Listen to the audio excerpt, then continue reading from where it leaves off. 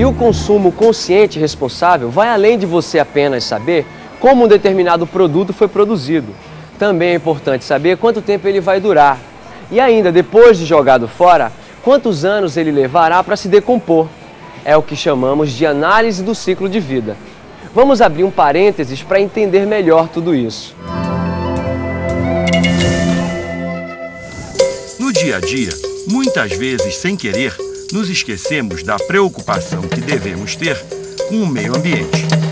Por isso, é muito importante ter consciência de como nos comportamos, ou seja, saber quais são as inter-relações entre nosso estilo de vida e o meio ambiente.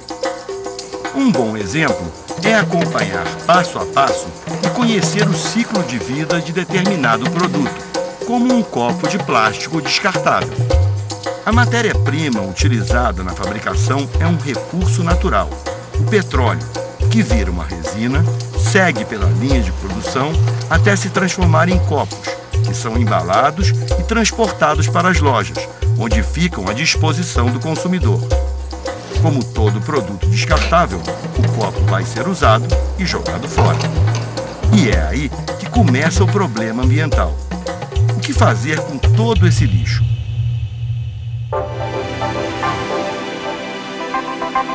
Garrafas PET, por exemplo, levam até 100 anos para se decompor na natureza e, infelizmente, ainda não são recicladas em grande escala. Já as latas de alumínio atingem praticamente 100% de reciclagem, fazendo do Brasil o campeão mundial dessa atividade.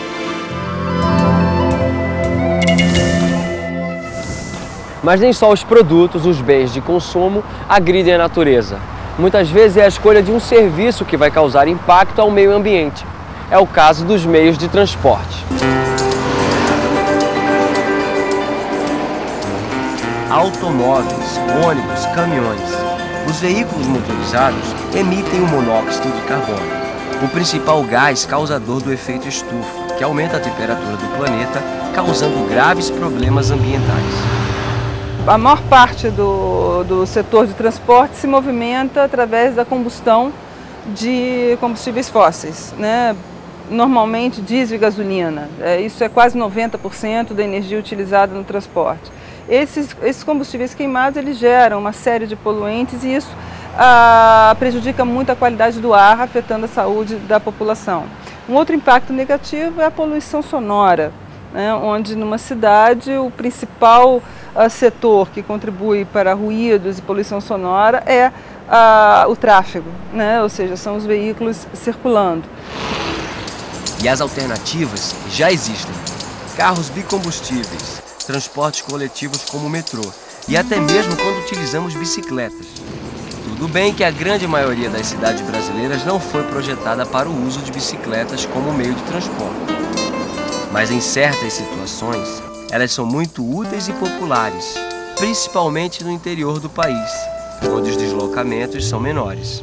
Uma outra forma de você conseguir melhorias, tanto de poluição, como até mesmo a poluição sonora, ruído, seriam, por exemplo, o ônibus híbrido. O ônibus híbrido é aquele ônibus que utiliza o motor de combustão, né, para gerar energia que aciona o motor elétrico, né? Com isso você tem um consumo muito menor de combustível e o ônibus ele é muito mais confortável. Para o usuário é como se estivesse andando num veículo elétrico.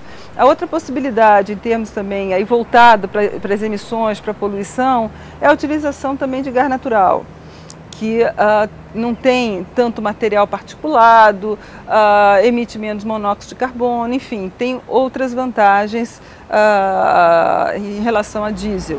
A decisão de consumo muitas vezes não depende só da gente, depende também das opções oferecidas. Um caso típico são as moradias, casas e apartamentos que não são adequados para o clima de nosso país. Resultado, mais consumo de energia e mais impactos ambientais.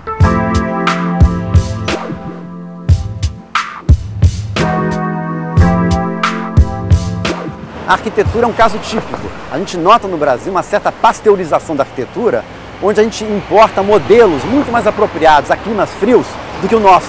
Você deveria ter um tipo de arquitetura onde você privilegiasse uma insolação natural, onde você privilegiasse a ventilação natural, teria que ter mais varandas, você deveria ter janelas maiores e também a escolha de materiais e cores mais apropriadas para não tornar esse ambiente tão quente, tão complicado como deve ser e que necessite então de um grande aporte de energia artificial para esfriar uma coisa que naturalmente poderia ser mais fresca.